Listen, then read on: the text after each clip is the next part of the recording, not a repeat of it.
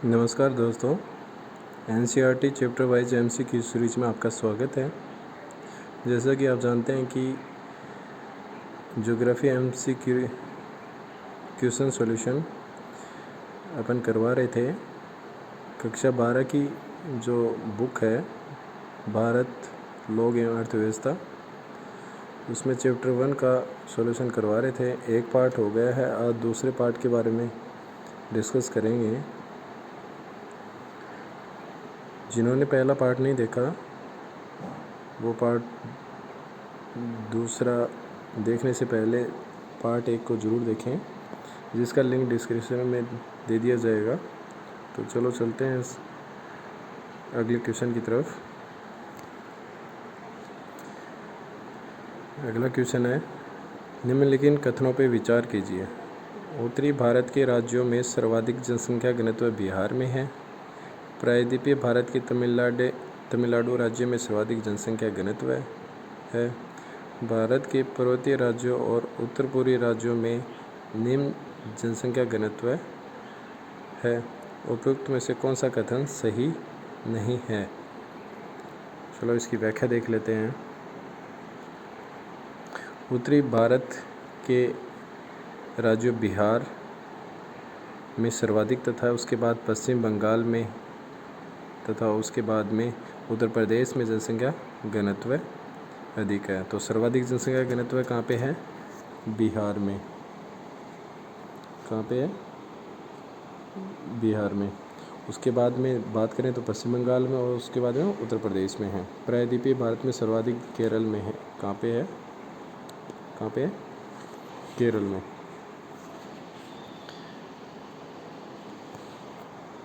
केरल के बाद में तमिलनाडु में और फिर कर्नाटक में, फिर आंध्र प्रदेश और तेलंगाना में। तो यहाँ पे क्वेश्चन में बात हुई थी कि प्रायद्वीपीय भारत में तमिलनाडु में सर्वाधिक है, जबकि यहाँ पे क्या रहेगा कि केरल में सर्वाधिक है। तो वो कथन क्या हो गया? असत्य हो गया। असम, गुजरात, आंध्र प्रदेश, हरियाणा, झारखंड, उड़ीसा में मध्यम घनत्व पाया जाता है। ठीक है। भारत के पर्वतीय राज्यों और उत्तर पूर्वी राज्यों में अपेक्षाकृत निम्न जनसंख्या घनत्व पाया जाता है, असम को छोड़कर। बाकी में सब में क्या है? निम्न जनसंख्या घनत्व पाया जाता है। असम में कितना है? 398 व्यक्ति प्रति वर्ग किलोमीटर निवास करते हैं। तो यहाँ पे और क्वेश्चन पे चलते हैं। उत्तरी भारत में के राज्यों में सर्वाधिक जनसंख्या घनत्व बिहार में है। तो जैसा कि अभी अपन ने व्याख्या देखी है, तो सर्वाधिक जनसंख्या कहाँ पे है? बिहार में। तो ये क्या हो गया? सही हो गया। तो ऑप्शन नंबर 1 सही है। प्रायद्वीपीय भारत के तमिलनाडु में सर्वाधिक जनसंख्या घनत्व पाया जाता है। हम देखो तमिलनाडु में क्या है? दूसरे नंबर पे सर्वाधिक पाया जाता है। सबसे सर्वाधिक कहाँ पाया जाता है? अभी अपन ने देखा था कहाँ पे? केरल में। केरल में क्या है? सर्वाधिक पाया जाता है। तो तमिलनाडु में दूसरे नंबर पे था, फिर कर्नाटक था, तो केरल में। तो ये ऑप्शन क्या हो गया? अपना गलत हो गया। ठीक है, ये सही था पहला ऑप्शन। फिर प्रायद्वीपीय भारत के राज्यों, भारत के पूर्वोत्तर राज्यों और उत्तर पूर्वी राज्यों में निम्न जनसंख्या घनत्व पाया जाता है। बिल्कुल सही बात है। तो यहाँ पे ये भी क्या है? सही है। तो यहाँ पे गलत पूछना था, तो केवल 2। तो ऑप्शन बी राइट हो जाएगा, केवल 2। तो यहाँ पे तमिलनाडु की जगह क्या आएगा? केरल। तो अगले क्वेश्चन में चलते हैं। भारत में निम्नलिखित में से किस दशक की वृद्धि दर ऋणात्मक दर्ज की गई है? तो आपके सामने ऑप्शन 1 है 1911 से 1921, ऑप्शन 2 1901 से 1911, ऑप्शन 3 1971 से 1981, 1904 1951 से 1961। चलो इसकी व्याख्या देख लेते हैं पहले। 1911 से 1921 के दौरान जनसंख्या वृद्धि दर ऋणात्मक दर्ज की गई है। इस दशक में जन्म व मृत्यु दर दोनों उच्च थी, जिससे वृद्धि दर निम्न बनी रही। ठीक है। और 1901 से 1921 की अवधि को भारत की जनसंख्या की वृद्धि की रुद्र अथवा स्थिर प्रावस्था कहा जाता है, क्योंकि इस अवधि में वृद्धि दर अत्यंत निम्न थी। क्यों थी? क्योंकि इस समय क्या थी? चिकित्सा सुविधाएं बिल्कुल नहीं थी। लोग क्या थे? साक्षर नहीं थे, निरक्षर थे। उनको और चिकित्सा सुविधाओं बिल्कुल एकदम निम्न स्तर पे थी, लोग जागरूक भी नहीं थे और खाद्यान्न आपूर्ति की दृष्टि से भी क्या है संपूर्ण नहीं थे। तो ये सारी चीज़ें होने के कारण जनसंख्या क्या थी, चिकित्सा सुविधाएं होने के कारण मृत्यु दर उच्च बनी रही, प्रजनन दर भी उच्च बनी रही, लेकिन चिकित्सा के अभाव में, सुविधाओं के अभाव में, खाद्यान्न की आपूर्ति के कारण क्या हुई, ये मृत्यु दर उच्च होने के कारण जनसंख्या क्या रही, ऋणात्मक रही। तो 1911 से 1921 के दौरान जनसंख्या ऋणात्मक दर्ज की गई। तो ऑप्शन 1 1911 से 21 के दौरान जनसंख्या वृद्धि दर ऋणात्मक दर्ज की गई। तो अगले क्वेश्चन में चलते हैं। भारत के किस दशक को जनसंख्या की स्थिर वृद्धि की अवस्था के रूप में जाना जाता है? पहला ऑप्शन है 1951 से 1981, दूसरा ऑप्शन 1981 से 2011, तीसरा ऑप्शन है 1921 से 1951, चौथा ऑप्शन है इनमें से कोई नहीं। चलो इसकी व्याख्या देख लेते हैं। 1921 से 51 के दशक को जनसंख्या की स्थिर वृद्धि की अवधि के रूप में जाना जाता है। इन दशकों में देश भर में स्वास्थ्य और स्वच्छता में व्यापक सुधार ने मृत्यु दर को नीचे ला दिया। साथ ही साथ बेहतर परिवहन और संचार तंत्र से वितरण प्रणाली में सुधार हुआ। जो अपने 1911 से 21 में जो ऋणात्मक जनसंख्या वृद्धि ऋणात्मक रही, उसमें क्या थी, कुछ स्वास्थ्य व चिकित्सा सुविधाओं का अभाव था, खाद्यान्न की भी आपूर्ति थी, लोग इतने जागरूक नहीं थे। धीरे धीरे क्या हुआ कि लोगों में जागरूकता हुई और चिकित्सा और स्वास्थ्य सुधार के कारण क्या है, मृत्यु दर क्या है कि नीचे आ गई, जिसके कारण क्या है, स्थिर जनसंख्या बनी रही। तो यहाँ पे जो उत्तर है 1921 से 1951, इसमें स्वास्थ्य सुधारों के कारण जनसंख्या वृद्धि दर स्थिर बनी रही। तो यहाँ पे क्वेश्चन में चलते हैं अपन।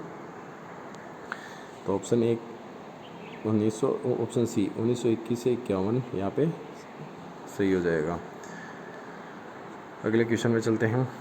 जनसंख्या वृद्धि प्रावस्थाओं के संबंध में निम्नलिखित में से विचार कीजिए। ठीक है, पहला ऑप्शन है 1951 से 81 के दशक को भारत में जनसंख्या विस्फोट की अवधि के रूप में जाना जाता है। ठीक है, 1951 से 81 दशक के मध्य मृत्यु दर में तीव्र वृद्धि हुई। चलो ठीक है, 1981 के बाद से जनसंख्या वृद्धि दर मंद गति से घट रही है। ठीक है, 1981 के बाद के दशकों में जनसंख्या वृद्धि दर के कम होने के प्रमुख कारण विवाह की औसत आयु में वृद्धि, जीवन की गुणवत्ता में वृद्धि व स्त्री शिक्षा में सुधार है। तो बताना अपने को उपयुक्त में से कौन सा कथन सही है, इसकी बात करनी है। तो सबसे पहले इसकी व्याख्या देख लेते हैं अपन। 1951 से 81 के दशक में भारत में जनसंख्या विस्फोट की अवधि के रूप में जाना जाता है।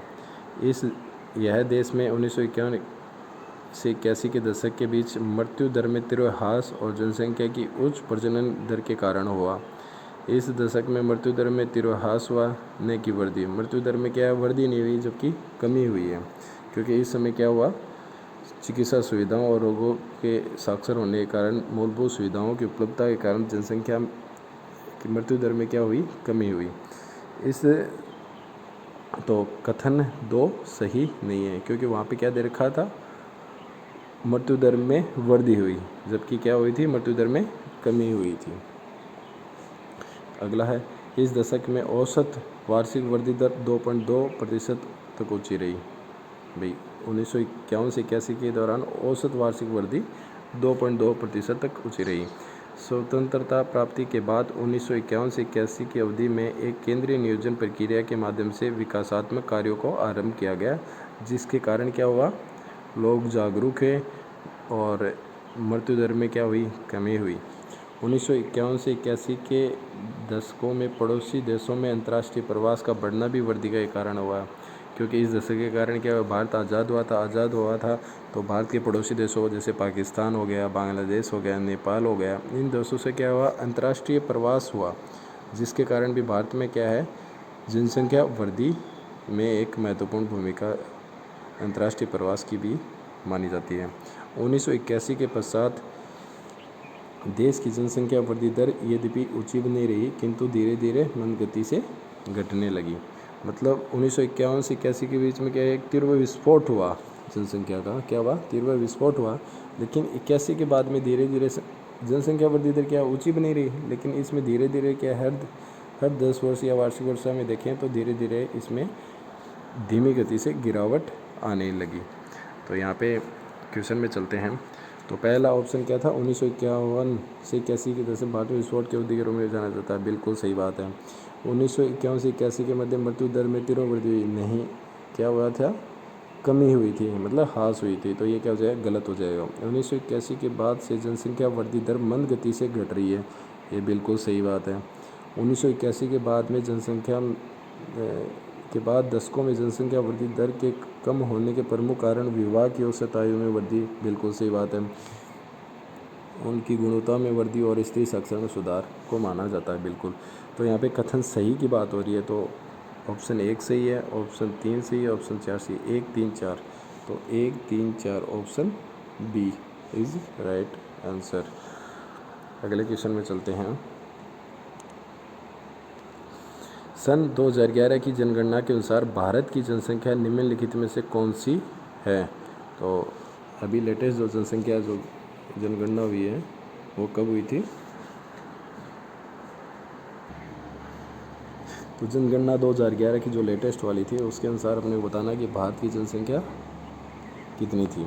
तो ऑप्शन 1 क्या है, 101.5 करोड़, 108.5 करोड़, 111.5 करोड़ या 121.05 करोड़। तो अपने को बताना है। तो भारत की जनसंख्या अपने पढ़ी थी, चलो इसकी व्याख्या देख लेते हैं पहले। सन 2011 की जनगणना अनुसार भारत की जनसंख्या कितनी थी, 121.5 करोड़। तो यहाँ पे क्वेश्चन में क्या हो जाएगा, ऑप्शन डी 121.05 करोड़। अगले क्वेश्चन में चलते हैं। निम्नलिखित राज्यों में से किस राज्य की ग्रामीण जनसंख्या का प्रतिशत सर्वाधिक है। तो यहाँ पे क्या पूछा है, ग्रामीण जनसंख्या का प्रतिशत सर्वाधिक पूछा है। Option 1 Uttar Pradesh, option 2 Odisha, option 3 Bihar, option 4 Maharashtra. चलो इसकी व्याख्या देख लेते हैं पहले।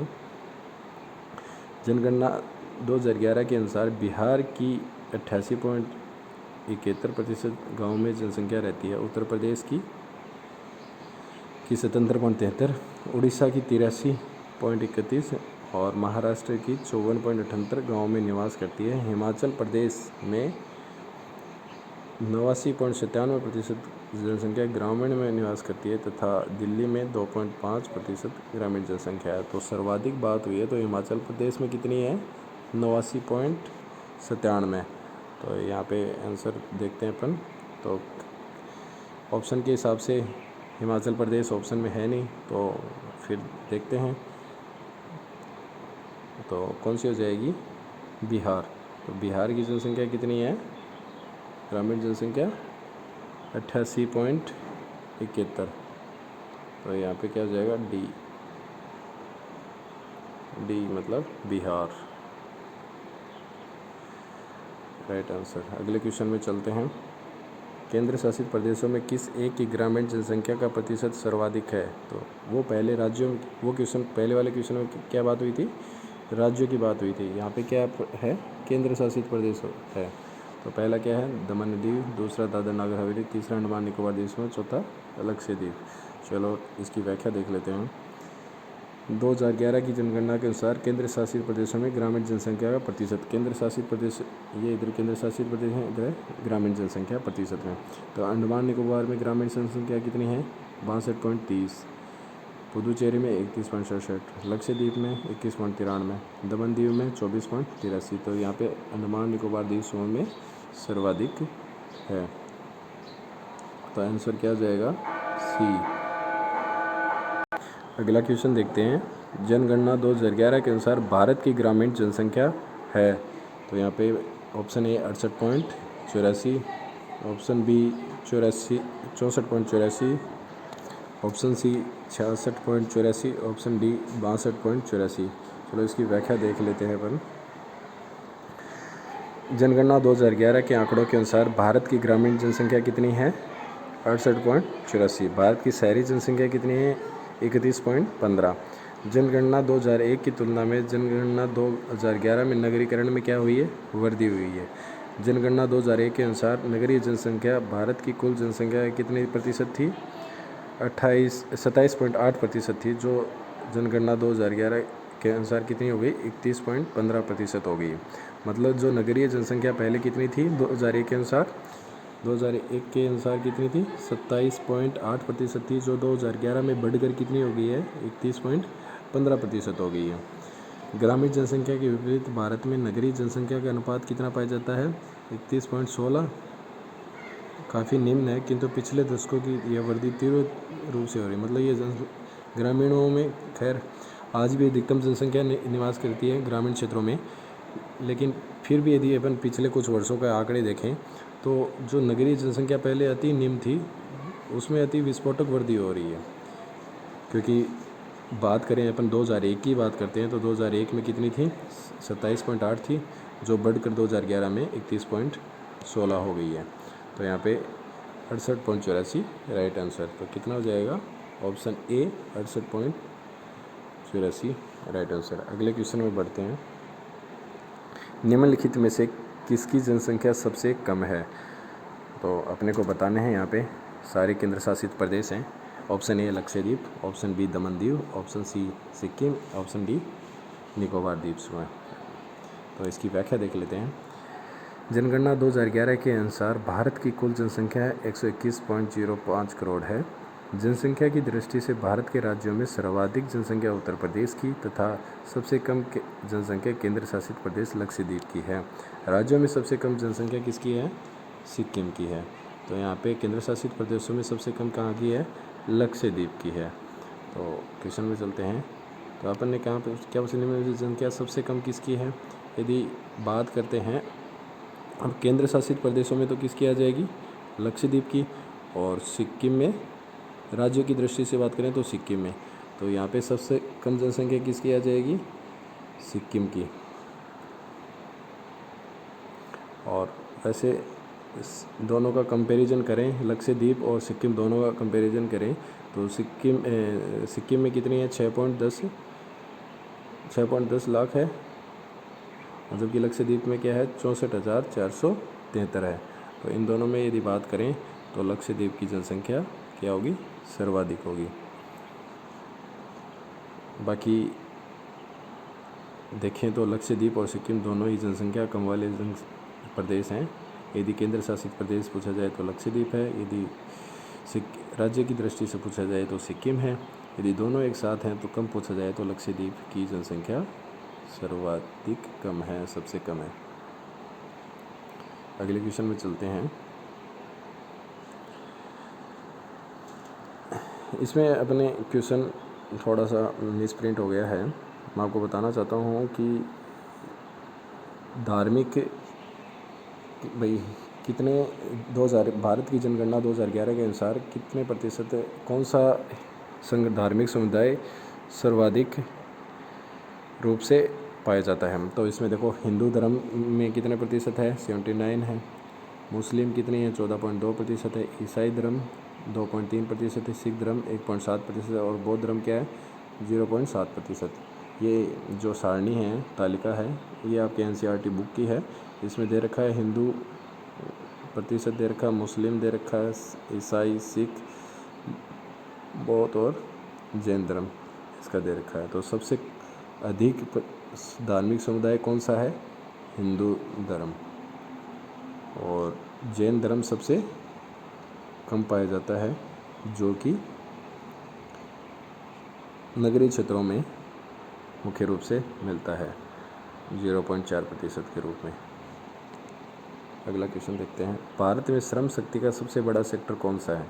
प्राथमिक सेक्टर, द्वितीय सेक्टर, तृतीय सेक्टर और चतुर्थ सेक्टर। इसकी व्याख्या देख लेते हैं। भारत में श्रम शक्ति का सेक्टर वार संगठन 2011 की जनगणना के अनुसार प्राथमिक सेक्टर जिसमें व्यक्ति कितने निवास करते हैं? इतने व्यक्ति हैं, जिसमें पुरुषों की संख्या और महिलाओं की संख्या दे रखी है। द्वितीय सेक्टर में क्या हो जाएगा? इतना प्रतिशत भाग पाया जाता है और इसमें पुरुष संख्या ये है, महिला संख्या ये है। तृतीय सेक्टर में 41% भाग पे है और पुरुष व महिलाओं की संख्या दे रखी है। तो यदि सबसे बड़े सेक्टर श्रम शक्ति या सबसे बड़े सेक्टर की बात करें तो सबसे बड़ा सेक्टर कौन सा हो जाएगा? प्राथमिक सेक्टर हो जाएगा। तो यहाँ पे क्वेश्चन में अपने पूछा था कि सबसे बड़ा सेक्टर कौन सा आ जाएगा, प्राथमिक सेक्टर। और प्राथमिक सेक्टर किससे समझा जाता है, जो कृषि कार्यों से संबंधित आता है, कृषि कार्यों से संबंधित, कृषि या कृषि कार्यों से संबंधित आ गया। द्वितीय क्या आ जाएगा अपने, उद्योगों से संबंधित, विनिर्माण से संबंधित आ जाएगा। तृतीय आप आ जाएगा सेवाओं की दृष्टि से आ जाएगा। तो पहले इसमें थोड़ी सी सारणी के माध्यम से मैं आपको थोड़ा सा बताऊं कि सारणी में क्या था कि सर्वाधिक महिला शक्ति जो जिस क्षेत्र में लगी हुई है, महिला शक्ति कौन सी है, प्राथमिक क्षेत्र में जो सर्वाधिक महिला शक्ति कार्य कर रही है। लेकिन धीरे धीरे क्या है, द्वितीय और तृतीय क्षेत्र में भी महिलाओं की भागीदारी धीरे धीरे बढ़ रही है। यदि प्राथमिक क्षेत्र के अलावा दूसरा सर्वाधिक बड़ा क्षेत्र देखें जिसमें श्रम शक्ति का सर्वाधिक योगदान है, वो है तृतीय क्षेत्र, सेवाओं के क्षेत्र बोलते हैं इसे तृतीय क्षेत्र, जिसमें 41.6% के साथ दूसरे नंबर पे बना हुआ है। तो यहाँ पे क्वेश्चन में पूछा गया था सबसे बड़ा, जो क्या था 56.8% भाग पे। अगला क्वेश्चन देखते हैं। चलो आज इसमें इतने क्वेश्चन बने थे। यह क्वेश्चन पिछली वीडियो के लास्ट में आपको पूछा गया था, जिसके जो आपको कमेंट सेक्शन में देने थे। इसका क्वेश्चन है, देखो, भारत की उत्तर से दक्षिण तक वास्तविक दूरी कितने किलोमीटर है। भारत का मानचित्र है, उसमें उत्तर से दक्षिण की वास्तविक दूरी अपन ने पूछी थी। कौन सी दूरी पूछी थी, उत्तर दक्षिण।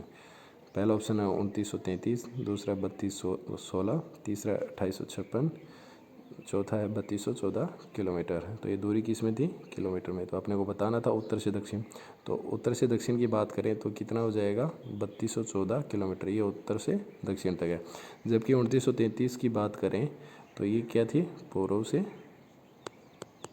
पश्चिम, ये दूरी पूर्व से पश्चिम है।